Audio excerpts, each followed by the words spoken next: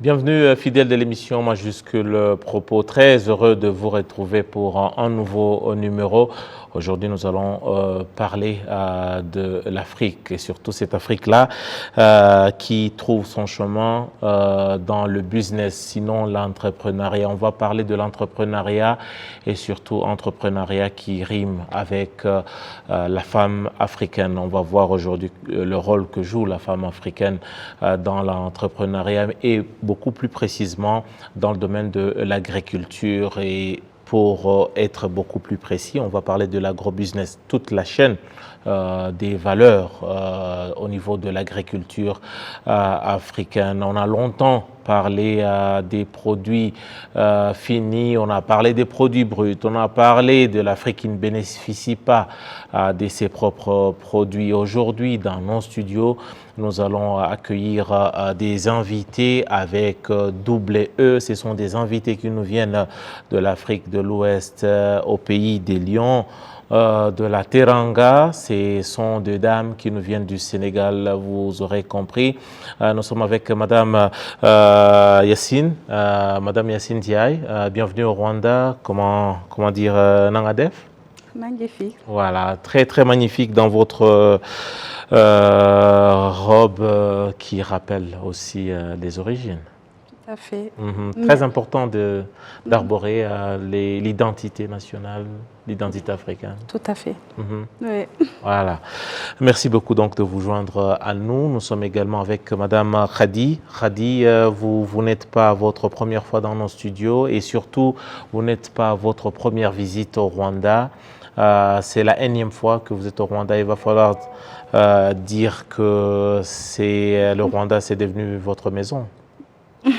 Oui, en quelque sorte. J'habite en Afrique, donc bien entendu, le Rwanda, c'est ma maison. Voilà, nous sommes également avec Madame Diretou Youm. Vous êtes représentante de ADPM, c'est ça? Tout à fait. Voilà, donc qui est donc une entité gouvernementale, c'est ça? Exactement, qui est l'agence de développement et d'encadrement des petites et moyennes entreprises du Sénégal. Oui. Voilà, très très important qu'une agence pareille puisse avoir une femme aussi dynamique, qui puisse avoir des femmes qui soient dynamiques au pluriel. Mais je m'en vais commencer par vous, Madame Ndiaye. Vous êtes bien entendu à l'origine même de cette mini ou si pas tournée au Rwanda. Vous êtes à la tête d'une plateforme et aussi une délégation importante. On va aussi voir dans les images qui défilent tout à l'heure là. C'était très important de venir au Rwanda et c'est pourquoi c'était si important de venir au Rwanda ou vous exporter vers le Rwanda. C'était quoi le déclic? D'abord, nous vous remercions pour ce plateau qui nous est consacré. Donc, nous avons une plateforme qui fournit de l'assistance technique aux entrepreneurs. Donc, notre plateforme promeut et développe l'entrepreneuriat et le leadership féminin en Afrique francophone. À cette date, nous avons accompagné plus de 64 000 femmes dans le développement de leurs activités entrepreneuriales pour faciliter l'accès à l'information, la mise en réseau, le networking et le renforcement des capacités. Donc, dans ce networking-là qui est à l'échelle panafricaine, on a aussi initié cette immersion économique qui est le Fanta Business Trip. Fanta, c'est Femmes Entrepreneurs Africaines. Business Trip, donc des immersions économiques pour les femmes entrepreneurs africaines. Et cette première immersion ici au Rwanda, c'est une délégation de 12 femmes entrepreneurs sénégalaises qui sont dans l'agro-industrie. Voilà. Et cette immersion a été accompagnée bien sûr par l'Agence de développement des petites et moyennes entreprises, l'ADPM, qui est l'agence de l'État pour soutenir tout ce qui est petites et moyennes entreprises. Pour le Rwanda, déjà, c'est parce qu'aujourd'hui, quand on parle d'agriculture, on ne peut pas ne pas parler du Rwanda. Et aussi, en termes d'autonomisation des femmes, les femmes sont représentées sur toutes les sphères, aussi au niveau du Rwanda, que ce soit au niveau politique, que ce soit au niveau économique. Il y a une très grande représentativité des femmes. L'autre point, c'est qu'aussi on sait que le Rwanda vit à plus de 70% de son agriculture et que aussi ça représente 30% de son PIB. Donc ça a été un choix déterminant. Vous êtes basé sur des chiffres. Des chiffres, des données, voilà. sur le Rwanda. Ce n'était pas par émotion, par autre chose, c'était aussi par objectivité. Oui, c'était par objectivité. Et on connaît à peu près quand même l'Afrique francophone. Il faut s'ouvrir aussi dans l'Afrique anglophone. On a débuté par le Rwanda. Il faut savoir aussi qu'on parle de la zone de libre-échange au niveau de l'Afrique. La ZLECAf. La ZLECAf. Qui est en train d'être mise en place. Exactement, exactement. Et pour cela, il faudrait que nous, les femmes entrepreneurs, qui sont quand même beaucoup plus présentes dans l'entrepreneuriat en Afrique, parce que c'est le continent quand même où regorge beaucoup plus de femmes entrepreneurs, plus de 27%. On ne voit pas ça dans les autres continents. Et malgré cela, quand même, nous sommes confrontés à beaucoup d'obstacles, que ce soit l'accès à la terre, l'accès à l'information, l'accès au crédit. Quand on parle de femmes, on parle la plupart du temps de microcrédit ou on parle encore de l'informel. Et tous ces défis, on s'est dit que voilà, c'est à nous-mêmes de nous battre, c'est à nous-mêmes de mettre en place l'accompagnement qu'il faut, bien sûr, avec l'appui des institutions.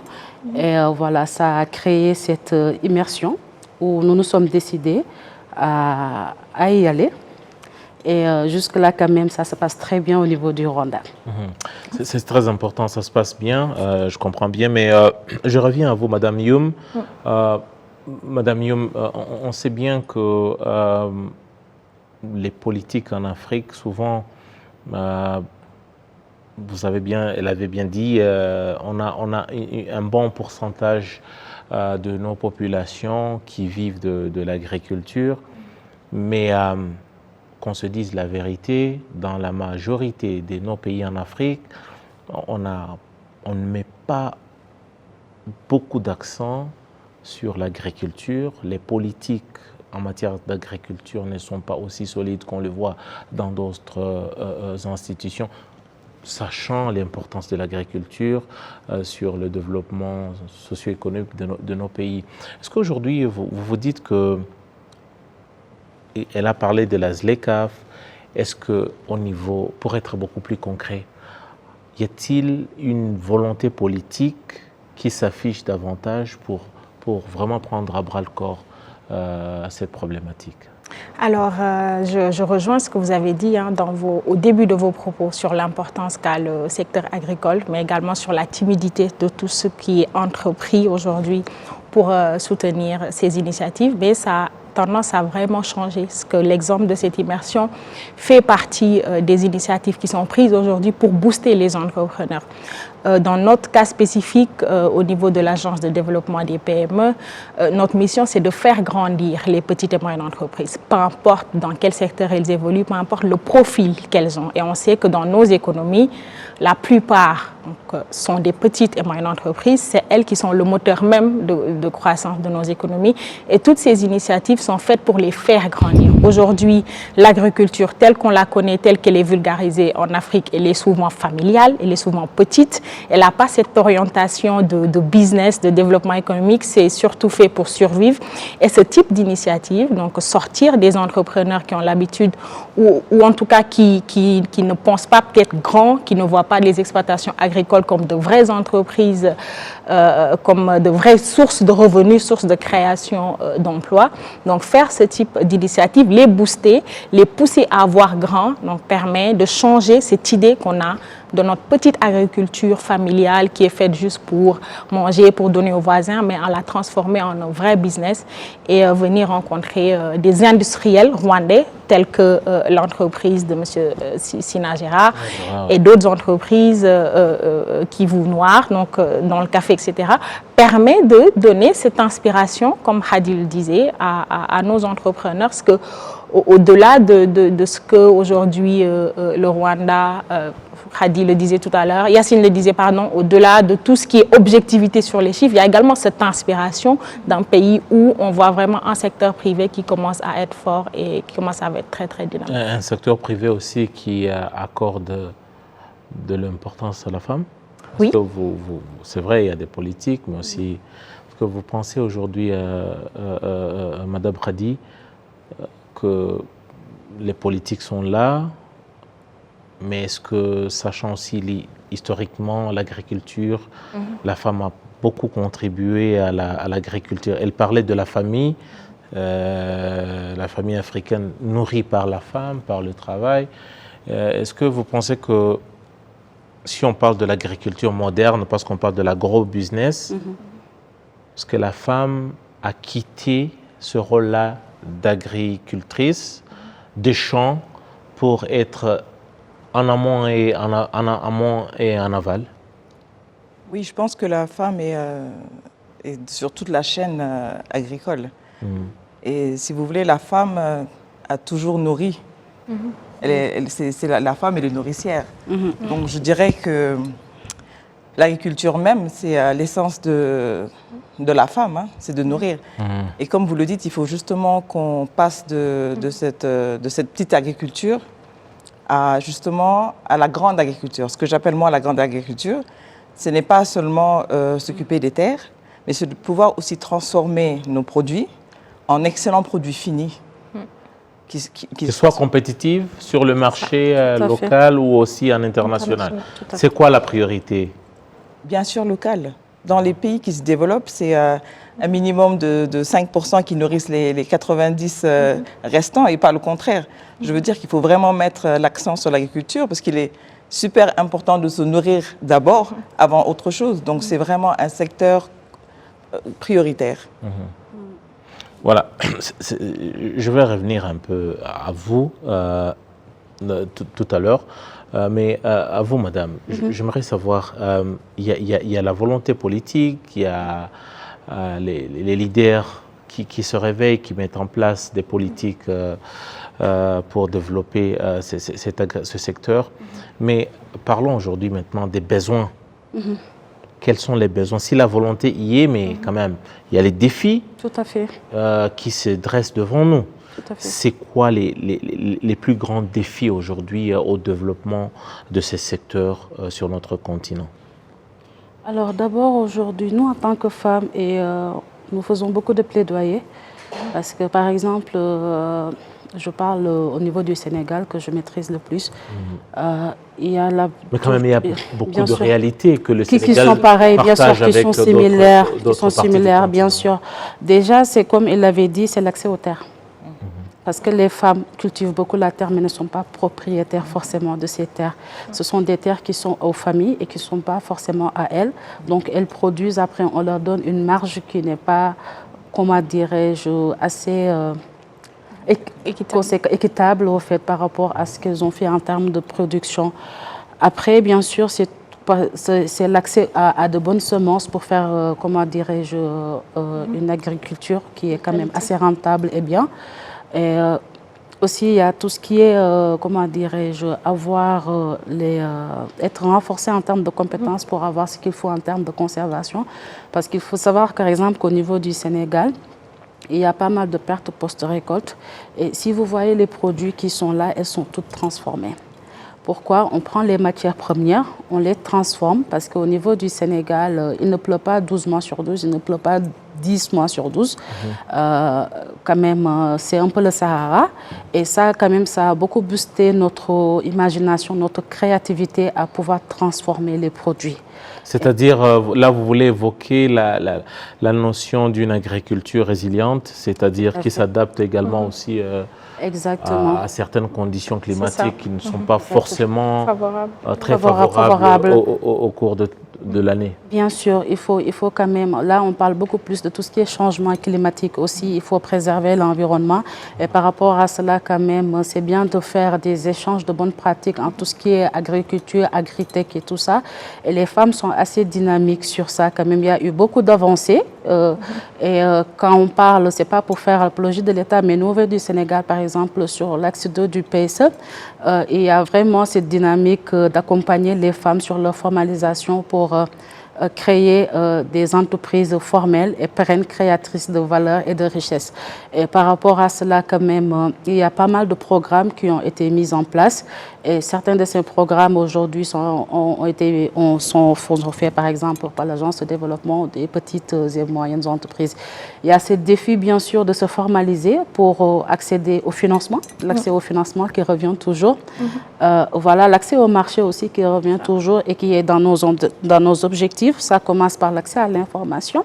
Ce n'est pas de rester dans la théorie, mais de venir sur le terrain, voir la pratique, voir ce qui se passe dans les zones où on est intéressé pour exporter.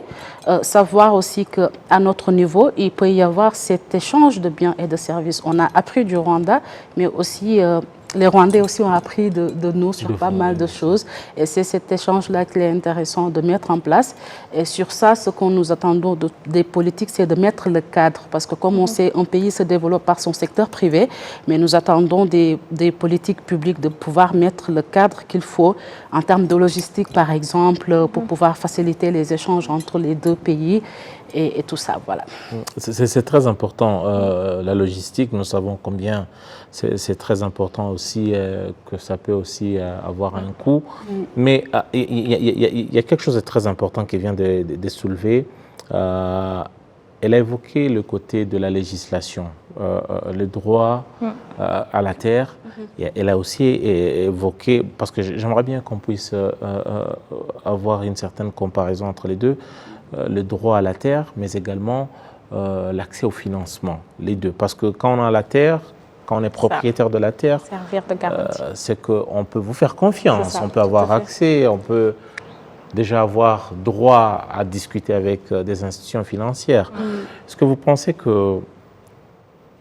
Ok, je ne veux pas qu'on tombe beaucoup trop dans la polémique. Vous pensez qu'il y a encore des disparités ou des déséquilibres au niveau de la législation, des avantages accordés aux hommes que les femmes ne disposent pas en cette matière? Ça peut être un frein à ce développement-là dont on évoque ici avec le rôle de la femme. Alors oui, sur le droit de la propriété, Yacine l'a évoqué. Donc, ce qui se passe, c'est que c'est les femmes qui travaillent la terre, mais elles n'en sont pas propriétaires. Parce que la question de la terre, souvent, elle est liée à la tradition et aux coutumes. Et en général, la propriété, elle est léguée d'abord aux hommes. Donc ça, c'est traditionnellement dans nos sociétés. Maintenant, il y a ce travail qui est fait pour légiférer. Donc tout le domaine foncier, il y a des efforts qui sont en train d'être faits dans ce domaine-là. Ça fait partie du plaidoyer que vous faites au jour le jour? Que nous portons, c'est exactement ça. Ça fait partie du plaidoyer. C'est la question de la coutume, c'est la question de l'héritage, c'est la question de la religion également, qui a une grande part dans la question de l'héritage, qui hérite de la terre, les hommes ont telle part, les femmes ont telle part. Donc tout ça, c'est la réalité, mais c'est également ce qui pousse aujourd'hui à forcer un peu sur le plaidoyer pour libérer l'accès à la terre, parce que vous l'avez évoqué, ça constitue une caution, ça constitue une garantie pour pouvoir aujourd'hui l'exploiter et aller rencontrer, que ce soit des banquiers ou des investisseurs, pour pouvoir valoriser ces terres-là. C'est très important. Mais il y a aussi le côté, la culture, c'est très important. Madame Khadi, vous... je ne l'ai pas dit peut-être aussi dans l'introduction, mais avec les quelques informations que j'ai eues de votre part, ça remonte à quelques mois, vous avez eu la chance de vivre en dehors du Sénégal, en dehors du continent africain. Vous avez vu la place de la femme dans les autres domaines de la vie et surtout sa participation au développement de ces pays, notamment les États-Unis qu'on a évoqué avec vous précédemment. Est-ce que, pour autant, le secteur de l'agriculture est un secteur que les femmes portent en elles sous d'autres cieux? Quittons un peu l'Afrique, parce qu'on peut dire, écoutez, l'Afrique a ses réalités, tout ça. Est-ce que c'est un secteur qui intéresse les femmes ailleurs? Oui, mais je voudrais que les gens pensent plus grand quand on parle agriculture. Agriculture, ça ne veut pas seulement dire la terre. Je veux dire, l'agriculture, c'est large. Tout ce que quelqu'un mange et consomme vient de l'agriculture. Toute la chaîne, on parle bien de toute la chaîne. Voilà, donc il ne faut pas qu'on pense terre, parce que quand on parle agriculture, les gens pensent la terre. Mais aujourd'hui, quand on a même des produits de beauté, ça vient de la terre. Tout ce qui est naturel vient de l'agriculture. C'est le don de Dieu. Donc on ne peut pas éviter l'agriculture et la femme a sa place partout. Pas seulement dans l'agriculture, mais je dirais majoritairement dans l'agriculture, puisque comme je l'avais évoqué, c'est la femme qui nourrit. Alors, moi, je ne voudrais pas sauter une étape, parce que justement, je ne suis pas une institution, je suis accompagnée par l'ADPME et par Madame Yacine aussi, qui est ma féminité, qui est à l'origine de cette immersion. Mais ce que je voudrais ajouter, moi, je suis entrepreneur dans l'agriculture. Et notre besoin aujourd'hui, ce n'est pas seulement l'accès à la terre. Ce serait aussi l'accès aux bonnes semences. Parce qu'on ne veut pas justement que cette agriculture qui se doit intensive soit fatigante. On veut quand même de bons rendements. Et les bons rendements viennent justement de bonnes semences. C'est-à-dire que pour renforcer toute la chaîne, ça doit commencer par justement l'agriculteur jusqu'au transformateur, au distributeur. Donc aujourd'hui, il est question qu'on trouve des solutions sur toute la chaîne. Et quand on parle de la ZLECAf, c'est bien. C'est-à-dire que libre circulation des biens, on voudrait que ce soit aussi des semences. On voudrait aussi qu'on discute de tout ce qui est barrière, c'est-à-dire élimination de tout ce qui est barrière, que ce soit tarifaire ou non tarifaire. Parce qu'aujourd'hui, pour que nous, PME, puissent grandir et devenir des multinationales, il faut vraiment qu'on mette le doigt sur tous nos problèmes et tous nos challenges. Et le plus grand challenge aujourd'hui reste la logistique. C'est-à-dire que c'est bien de venir au Rwanda, on a fait, comme elle dit, des échanges de bonnes pratiques. Maintenant, on veut du concret. Donc savoir comment on peut échanger nos produits concrètement et quelles sont les facilités qu'on nous propose. Parce qu'il y a quand même, c'est pas qu'au niveau de l'agriculture, mais on évoque un sérieux problème avec les statistiques, les dernières statistiques qui prouvent qu'il existe aujourd'hui moins de 20% des échanges commerciaux intra-africains. Est-ce que ce sont des chiffres qui font peur, qui nous laissent ou qui nous laisseraient pessimistes? Alors, je ne dirais pas être pessimiste, il faut juste travailler à augmenter ce chiffre-là, parce que je pense que tout ce dont on a besoin, la plupart du temps, se trouve en Afrique. Il faudrait, par exemple, qu'on voyage en Afrique et que le billet soit plus cher que quand on voyage en Europe ou en Amérique. Je ne sais pas si tu l'expliques ça. Peut-être, je pense que nos autorités africaines doivent travailler dessus. C'est en termes de matières premières, je pense que c'est l'Afrique qui fournit beaucoup de matières premières au reste du monde. Donc je pense que sur ça aussi, il n'y a pas de souci. En termes de technologie aussi, il y a eu beaucoup d'avancées dernièrement au niveau de l'Afrique. Même le Rwanda quand même qui est cité sur tout ce qui est avancée technologique et tout. Et je pense qu'aujourd'hui, il y a beaucoup de choses. Il faut aller apprendre et pouvoir juste redupliquer en interne, favoriser ces échanges-là. Ça, je pense que quand même, ce sont des volontés politiques. Nous, à notre niveau, peut-être, ce n'est pas quelque chose dont on peut beaucoup avancer dessus. Mais quand même, il y a tout ce dont on a besoin est en Afrique. Il faudrait juste qu'il y ait cette volonté de pouvoir beaucoup plus travailler ensemble. Travailler ensemble, c'est-à-dire aussi avoir des programmes communs. Est-ce qu'aujourd'hui, les priorités pour nos pays sont les mêmes? Est-ce que l'agriculture, si elle est vitale pour tout le monde, est-ce qu'elle est une priorité par rapport au programme de nos gouvernements? Alors même si elle ne l'est pas, elle devrait. Ça, même si elle ne l'est pas. Comment faire pour que ça soit vraiment une urgence, que ça soit au-devant des urgences? Je pense qu'on a de quoi s'inspirer, ou en tout cas de quoi nous motiver, parce que tout le monde a suivi la crise de la Covid-19.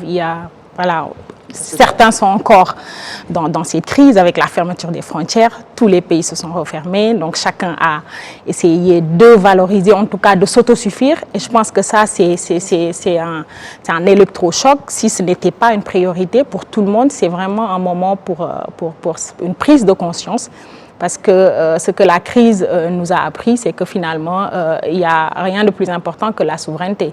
Et l'autosuffisance en termes d'alimentation, c'est plus qu'une nécessité. Et je pense que ce seul argument suffit aujourd'hui à mettre la priorité sur la sécurité alimentaire, sur la santé, qu'on puisse nous soigner nous-mêmes, qu'on puisse se nourrir nous-mêmes, qu'on puisse s'habiller nous-mêmes. Et la crise nous a montré que c'était possible, parce que pendant plusieurs mois, les pays ont continué à fonctionner avec ce qu'ils avaient. Et je pense que ça suffit aujourd'hui pour se réveiller sur des priorités. Et est-ce que la Covid nous a appris, mais nous savons que l'homme peut facilement oublier les choses.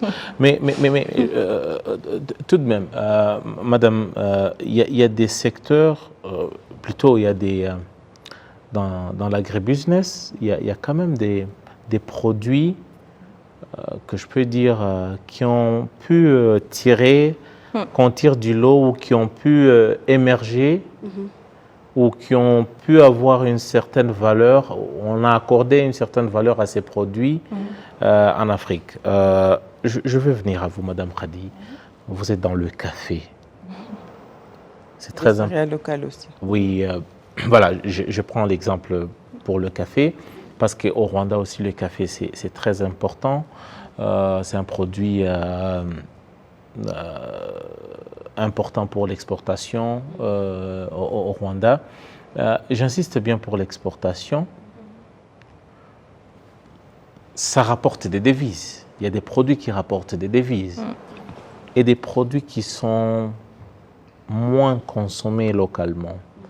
Alors, madame Khady, comment faire pour que ce qu'on va rechercher à l'extérieur, qu'on le retrouve à l'intérieur? Parce qu'il y a forcément une raison qui a fait à ce que vous puissiez vous lancer dans le café.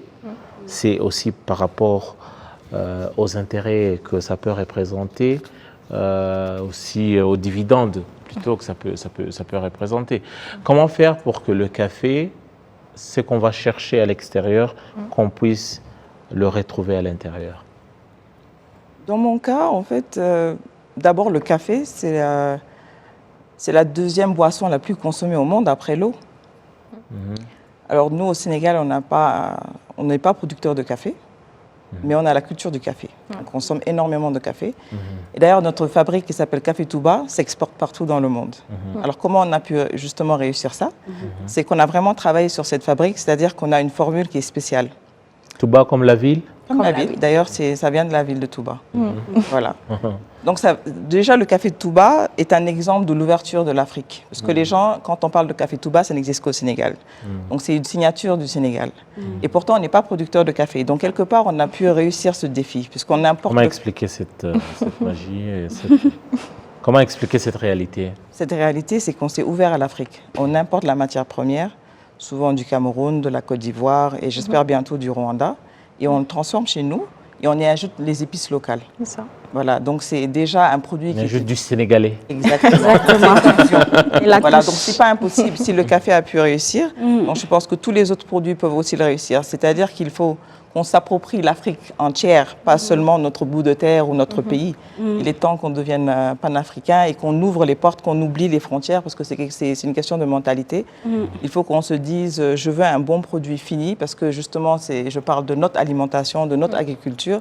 Donc c'est de pouvoir piocher ici et là de bons produits et d'utiliser cette expertise-là et d'en faire des produits champions. C'est-à-dire qu'on n'a rien à envier aux produits de l'extérieur, parce que justement... Le Rwanda est aussi un exemple de gens qui produisent ce qu'ils mangent et mangent ce qu'ils produisent.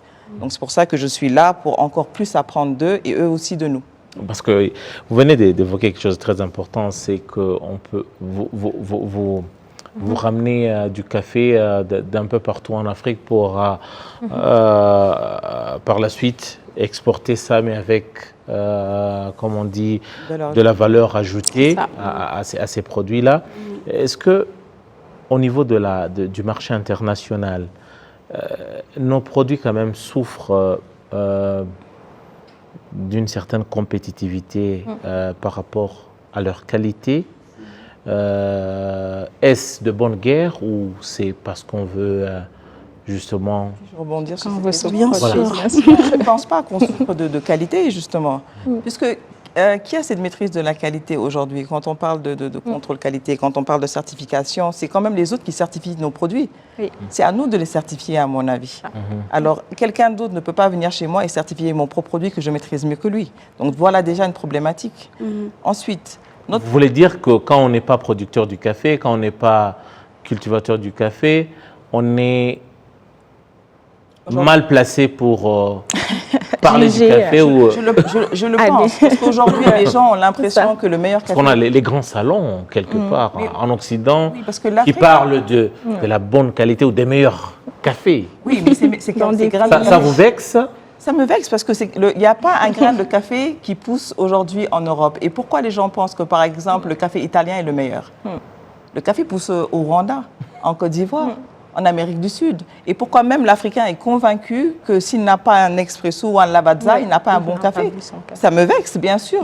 Puisque moi, je suis allée sur les champs de Kivu, on est monté à combien d'altitude? 2000. On a vu tout le travail que ces gens font sur les champs, sur le travail de la terre, les procédés, pour que l'Africain pense que le café italien est le meilleur. C'est vexant pour quelqu'un qui est dans le secteur. Et je pense qu'il est temps qu'on se réveille, qu'on se prenne en main, qu'on se prenne en charge. Et qui pour porter la voix, qui pour changer de narrative? Alors, je pense que c'est dans toute l'échelle. Nous, à notre niveau, nous faisons les plaidoyers. Nous travaillons avec les entrepreneurs parce que c'est elles d'abord qui sont sur le terrain, qui connaissent les réalités. Il y a le secteur privé, il y a l'agence, il y a les ONG. Je pense que c'est un travail global où il faut travailler sur la chaîne pour pouvoir aujourd'hui changer la donne. Et ce qu'elle a dit, c'est vrai, c'est pas seulement dans le secteur du café, c'est partout. Vraiment, nous sommes très fiers des produits que nous faisons. Peut-être, comme on dit, c'est parce qu'on n'est pas à l'échelle industrielle, on est encore, comment dirais-je, on est encore à l'échelle artisanale. Et ça ne veut pas dire que forcément il n'y a pas la qualité. Ça veut dire aussi qu'il n'y a pas de représentativité là où on qualifie pour dire qu'il y a de la qualité ou pas. Et je pense que c'est ça où on devrait être vraiment très représenté. Il y a aussi la question, il y a ce que font les entrepreneurs, les efforts au quotidien pour améliorer la qualité des produits, mais aussi il y a une question très importante, madame, soyons honnêtes, pour être branché, il faut boire du café italien. Oui, je dis bien les choses. Bien sûr. Pour être, entre guillemets, civilisé, il faut consommer un pain français, venu de France. Il faut manger chocolat suisse. De Belgique ou Suisse. Ou Belgique. Parfois aussi pour ceux-là qui consomment de l'alcool. Maintenant, on voit de plus en plus des gens importer de la bière ou d'autres liqueurs, d'ailleurs, pour être vraiment, avoir un certain niveau, une certaine considération au niveau de la société. Nos populations ne consomment pas avec fierté nos produits. Vous pensez à quand cette servitude, entre guillemets? Comment on doit se détacher de ce cocon-là, sortir de ce cocon et peut-être aussi donner de la valeur à ce que nos frères, nos sœurs, parce qu'on s'est dit que non, Khadi, qui a grandi ici au quartier, elle veut me dire qu'elle a trouvé un produit miracle, made in spécial, etc. Voilà. Non, Khadi, non, pas ça quand même. Tu peux faire autre chose, mais pas nous dire que tu vas nous inventer ça. Comment faire qu'on puisse avoir foi, consommer nos produits? Alors moi, je pense qu'on est dans cette ère-là. En tout cas, cette génération, ce que nous, on n'a aucun complexe à manger des produits qui viennent de chez nous. On n'a aucun complexe à s'habiller avec des tenues qui sont faites. Parce que vous voyez notre exemple, on n'est pas venu en tailleur Zara, on est venu en Made in Sénégal. Ça, c'est des entreprises locales qui le font. Nous, on est vraiment dans cette ère. On n'a aucun complexe à manger ce que nous faisons chez nous, à transformer nos produits. Je reconnais ce que vous avez dit, hein, c'est c'est ce mindset-là avec lequel peut-être la génération avant nous et même une partie peut-être de notre génération continue à perpétuer. Mais on est vraiment dans cette ère où on n'a plus aucun complexe à mettre des chaussures, à porter des chaussures qui sont fabriquées par nos artisans, des accessoires, des bijoux, des montres avec des standards internationaux qui sont faits par nos artisans. Maintenant, après, il faut voir la proportion de la population qui est capable de s'assumer ainsi, de pouvoir consommer sans complexe et de travailler à donner l'exemple, à s'afficher, à faire de la communication, à faire le marketing de ce branding national-là. Le marketing de nos territoires, c'est à nous de le faire. Donc, et c'est des exemples comme ça, c'est des leaders, c'est des personnes qui peuvent montrer l'exemple. C'est facile de faire de la concurrence à ces brands-là, ces grandes marques qui traditionnellement, pendant longtemps, on a consommé à la télé, aujourd'hui partout sur les réseaux sociaux, on consomme leur publicité. Comment faire face maintenant à ces géants, à ces monstres? Moi, j'ai bien envie de donner un exemple qu'on est en train de faire avec une association dont je suis la cofondatrice. Avec, comment dirais-je, des partenaires. Ce que nous avons trouvé, par exemple, ce programme-là que nous faisons sur 4 ans, c'est vraiment de pouvoir distribuer et manger des aliments sains et nutritifs qui sont faits à base de produits locaux. Et effectivement, on s'est rendu compte que parfois, voilà, prendre une personne adulte et vouloir changer son comportement peut être assez difficile et qu'il faudrait peut-être commencer cette éducation au sein des ménages. Il faut miser sur la jeunesse? Sur la jeunesse au bas âge. Donc là, ce que nous faisons, c'est que nous, avec nos groupements de femmes, nous les formons et les formalisons pour qu'elles puissent produire des aliments sains et nutritifs à distribuer dans les cantines scolaires pour les petits. Okay. Voilà, donc si cet petit enfant prend l'habitude de manger local, de manger sain, quand il va arriver à la maison, avec cette sensibilisation qu'on lui fait sur les produits, à manger produits locaux, il peut y avoir aujourd'hui, comment dirais-je, un changement d'habitude, parce que l'enfant va dire, maman, maintenant à l'école on me distribue, on me donne en goûter des aliments, des produits locaux. J'ai mangé des céréales, j'ai mangé par exemple de la bouillie de mil au lieu du biscuit qui est assez sucré et qui n'est pas bon pour la santé. Maintenant je consomme local et maintenant je veux que tu me fasses le petit déjeuner avec les céréales locales. Donc là par exemple, on est allé sur cette approche-là de fournir des aliments sains et nutritifs aux enfants dans les cantines scolaires. Voilà, c'est très important. Khady, l'Afrique, on prône l'ouverture au monde, mais comme le disait le Dalai Lama, attention, quand vous ouvrez vos bras au monde, faites attention pour que vos propres valeurs ne puissent pas s'envoler. Et maintenant, comment protéger nos produits et aussi s'ouvrir au monde? En fait, on parle comme si on avait le choix. En fait, l'Afrique, on a reçu des gens sur nos terres sans en avoir décidé. C'est-à-dire que l'Afrique, elle s'est ouverte sans son avis. Je veux dire, les gens pénètrent notre marché sans notre avis. On a des concurrents qui viennent d'ailleurs, parce que nos politiques, malheureusement, ne sont pas assez protectionnistes. Donc l'Afrique s'est déjà ouverte. Maintenant, c'est comment se protéger, puisque l'ouverture, elle est déjà faite. Et moi, la protection se fait dans la qualité. C'est-à-dire que les matières premières viennent chez nous, il ne faut pas qu'on l'oublie, donc ils ne peuvent pas la transformer mieux que nous. Ils peuvent avoir des avancées technologiques sur nous, c'est vrai. Mais aujourd'hui, nous aussi, on est partout dans le monde.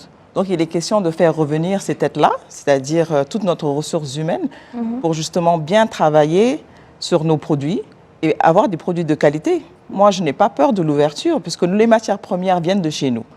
Alors, sans matières premières, on n'a rien à produire. Et moi, je pense que nous sommes déjà prioritaires par la nature.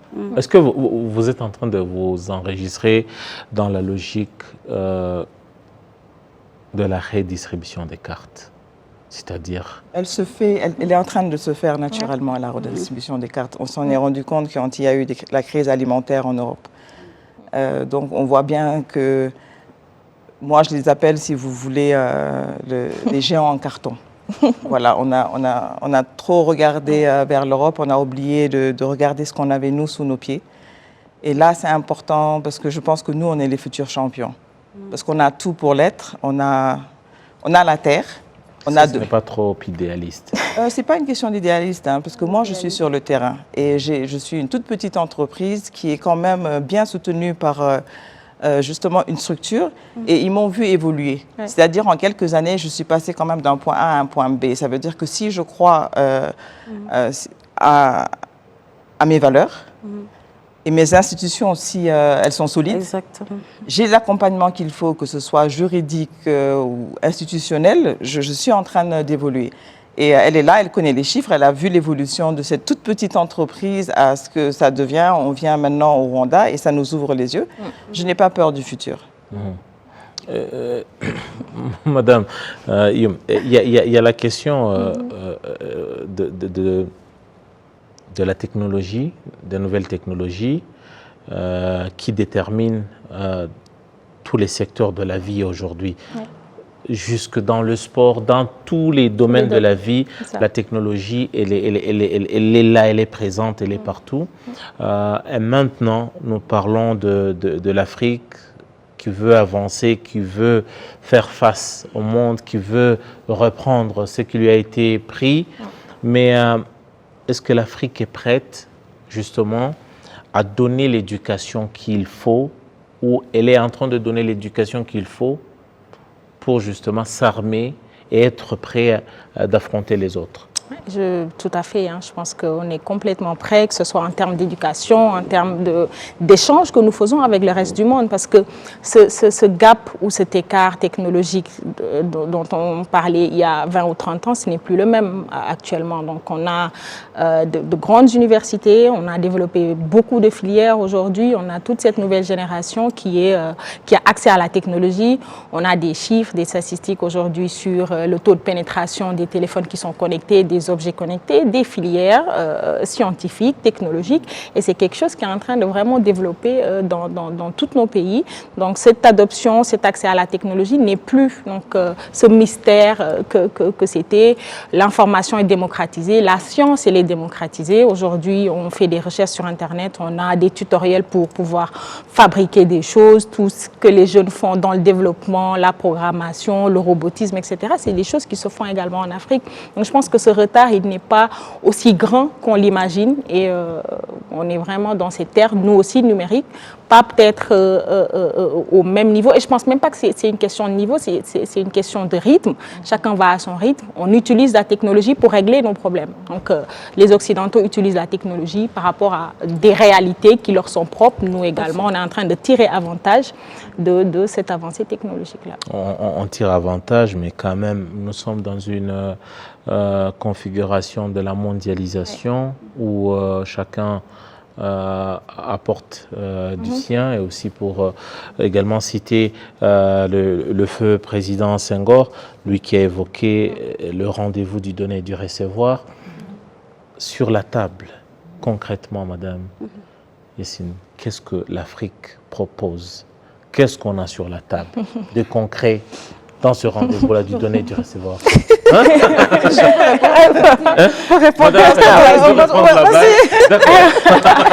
Oui, mais parce qu'on oublie, on parle d'agriculture, on parle de technologie, mais n'oublions pas que la base, c'est se nourrir. On ne va pas manger des machines, on ne va pas manger des équipements, on ne va pas manger des technologies, on va manger de la nourriture. Et ça va venir du sol. De la terre. De la terre. C'est ça le problème. En fait, les gens parlent beaucoup de technologie, je suis d'accord, hein, parce que moi j'entends souvent les gens parler d'intelligence artificielle, mais soyons intelligents tout court d'abord.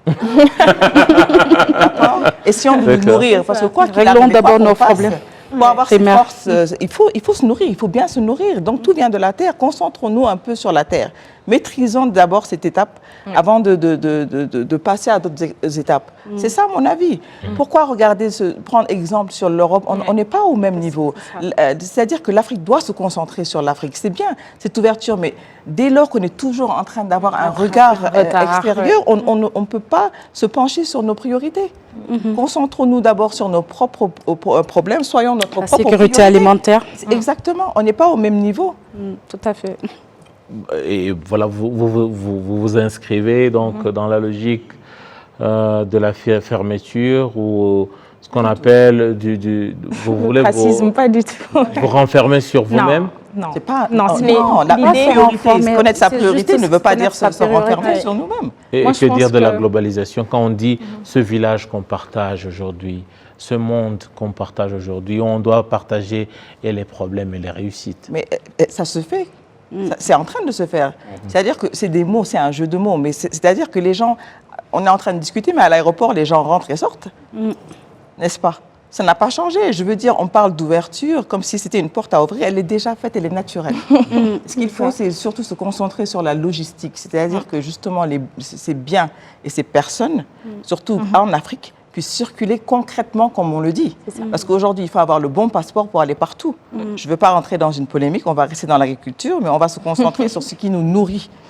Ça, c'est important. Madame, c'est très important. On va revenir maintenant.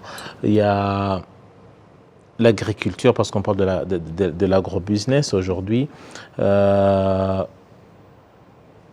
C'est un secteur qui fait face à certaines réalités dures et difficiles aujourd'hui, avec notamment le changement climatique. Tout à fait. On est obligé parfois de conjuguer avec beaucoup de paramètres pour espérer avoir un certain rendement par rapport à l'agriculture. Et maintenant, déjà, les gens qui sont dans l'agriculture aujourd'hui, dans l'agrobusiness, est-ce que sont-ils armés? Tout à l'heure, je parlais des outils. Sont-ils armés? Vous pouvez bien savoir comment avoir un sol fertile, mais vous ne saurez pas comment le climat va se présenter demain. Est-ce qu'aujourd'hui, il suffit d'avoir des connaissances dans l'agriculture pour assurer un bon rendement? Pas forcément, c'est ce qu'on disait tout à l'heure. Vous savez, il y a pas mal de choses aujourd'hui, pas mal de services ou bien pas mal de secteurs qui sont transversales. Je prends même le cas des technologies. On parle des technologies au service de l'agriculture. Et je pense que ça, c'est pour pouvoir faire face à ces changements climatiques, c'est pouvoir préserver notre environnement. Et il y a quand même beaucoup de renforcements de capacités qui sont faits maintenant pour pouvoir permettre aux agriculteurs de pouvoir aujourd'hui, comment dirais-je, avoir des semences naturelles, c'est-à-dire que par exemple, on ne prend plus des produits chimiques forcément, mais on prend des composts qui ont été faits à base des trucs, des déchets organiques et tout ça, pour pouvoir vraiment fertiliser le sol, mais aussi ne pas, comment dirais-je, détruire ce sol-là dont on a besoin encore pour des décennies, pour les générations à venir. Donc sur ça, quand même, il y a pas mal d'avancées. Aussi, il faut savoir que par rapport à cette agriculture dont vous dites, c'est pas pour rien que nous allons beaucoup dans tout ce qui est transformation agroalimentaire, parce que cela permet aussi de diminuer tout ce qui est perte post-récolte, de pouvoir se nourrir et aussi de pouvoir être compétitif à l'échelle nationale et internationale ou bien même à l'échelle panafricaine. Donc quand même, il y a eu beaucoup d'avancées sur ça. Aussi, il faut savoir que, comme on disait, vous parlez tout à l'heure en termes d'éducation. L'éducation, on enseigne tout ce qui est général, de plus en plus, on n'est plus dessus. Dernièrement, il y a une université qui a été inaugurée au Sénégal, où on enseigne l'agronomie. On forme de plus en plus les jeunes au métier de l'agriculture. On combine cela à l'entrepreneuriat, sachant qu'aujourd'hui, voilà, l'accès à l'emploi et l'employabilité sont des choses quand même qui sont très importantes au niveau de l'Afrique. Donc c'est vraiment beaucoup de belles choses en tout cas qui sont prometteurs. Et je rejoins Khady quand on dit qu'il faudrait qu'on puisse se concentrer. Ça n'a rien à voir avec l'ouverture, mais chaque pays a ses priorités, chaque continent a ses priorités. Concentrons-nous sur notre suffisance alimentaire d'abord, avec les moyens que nous avons, mais aussi avec cette solidarité qu'il faut d'abord dans le continent africain. Ça, c'est le réel défi. Et voilà, ce n'est pas quelque chose que nous attendons seulement des politiques publiques. Voici déjà une initiative que nous avons prise, nous, pour venir au niveau du Rwanda, rencontrer d'autres entrepreneurs, rencontrer d'autres femmes. Et bien sûr, là, nous allons comment dirais-je, demander l'appui institutionnel pour pouvoir le faire. Mais en tout cas, je sais que c'est quelque chose qui ne se fait pas chacun de son côté. Il faudrait qu'on soit solidaire. Je pense que les États-Unis d'Amérique sont l'exemple. la plus concrète. Même au niveau de l'IOMOA, consolidons davantage. Au niveau de la CEDEAO, consolidons davantage. On parle de ZLECAf, voilà. Et quand on parle de la ZLECAf aussi, que ce ne soit pas des choses qui ont été écrites seulement, mais qu'on puisse le voir et le sentir dans le concret. Voilà, c'est très important la ZLECAf, justement, qui renferme ces gros programmes pour le continent africain. Mais j'aimerais vous poser une question, peut-être aussi pour terminer. Il y a certaines personnes qui estiment que l'Afrique, pour connaissant aussi les réalités géographiques, climatiques, que par exemple, là je veux vraiment vous entendre toutes les trois sur ça, et pour terminer, qu'il faudrait peut-être envisager des cultures selon les zones géographiques pour essayer de maximiser le rendement par rapport à la production. Êtes-vous du même avis? Est-ce que c'est quelque chose de faisable? Par exemple, c'est dit, la partie est de l'Afrique va se consacrer sur ses produits.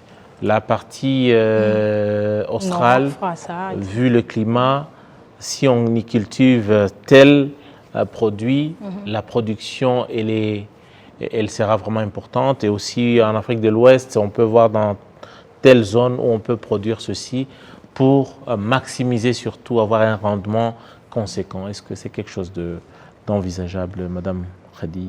Moi, je pense qu'en fait, c'est envisageable seulement si l'Afrique s'ouvre vraiment. C'est-à-dire...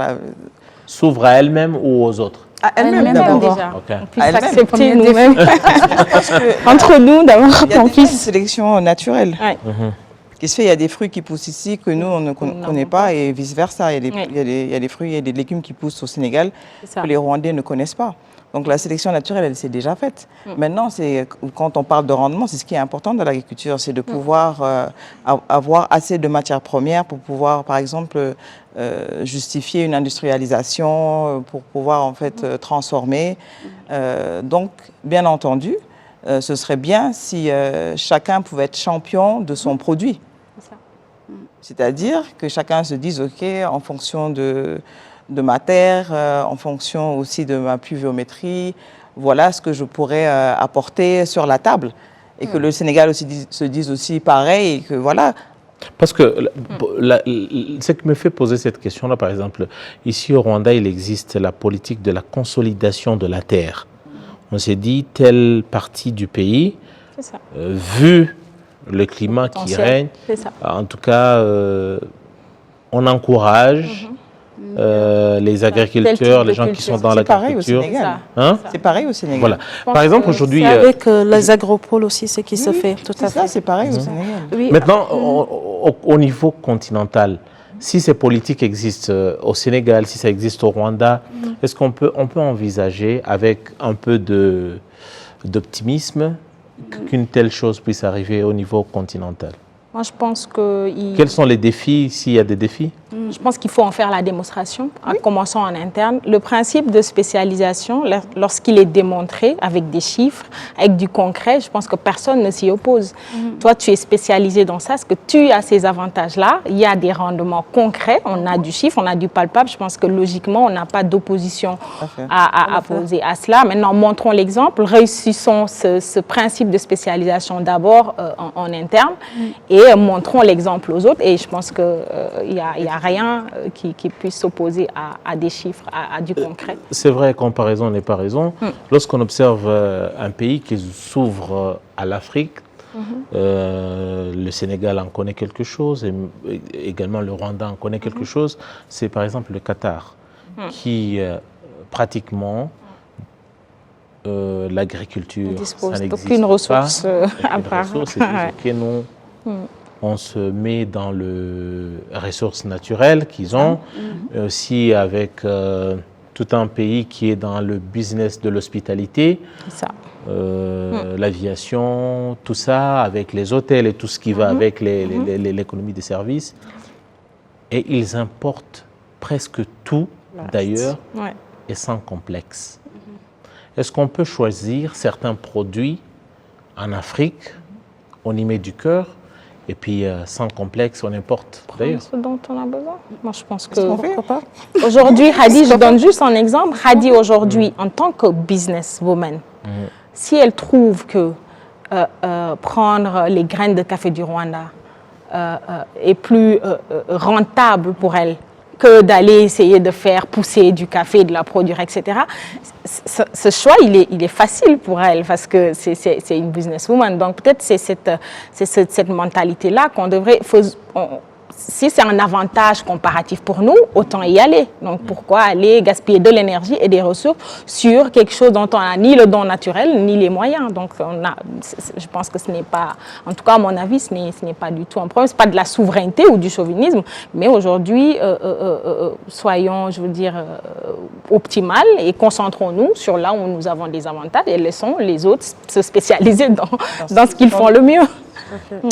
En tout cas, voilà, j'aimerais bien qu'on puisse conclure sur ces propos, des propos très optimistes de l'Afrique que l'on veut, de l'Afrique que l'on souhaite, the Africa that we want, comme on le dit, mais que ça ne soit pas seulement qu'un slogan, et que ça puisse se refléter dans nos réalités de tous les jours, dans tous nos pays et surtout pour le bien de nos populations. Merci à toutes les trois d'être passées et surtout sentez-vous toujours les bienvenus dans notre émission Majuscule Propos et surtout les bienvenus au Rwanda. Madame Yacine, vous êtes, je rappelle que vous êtes initiatrice de la plateforme Ma Féminité au Sénégal. Également, Madame Khady Gueye, qui est donc entrepreneur et vous êtes dans le café et dans d'autres produits. Également à Madame Dieretou Youm, vous êtes représentant donc de la ADPM, c'est ça, exactement. Une agence gouvernementale, mais surtout vous êtes toutes les deux des femmes, entrepreneurs, des femmes qui ont décidé de porter la voix haut pour contribuer au développement socio-économique de votre pays, mais également de notre continent. Merci à toutes les deux, comme on dit, Djerejef. Voilà. Merci beaucoup à tout le monde au niveau de la régie. Grand merci à vous, fidèles de l'émission Majuscule Propos. J'aurai tout le plaisir de vous retrouver très prochainement pour un nouveau numéro. Au revoir.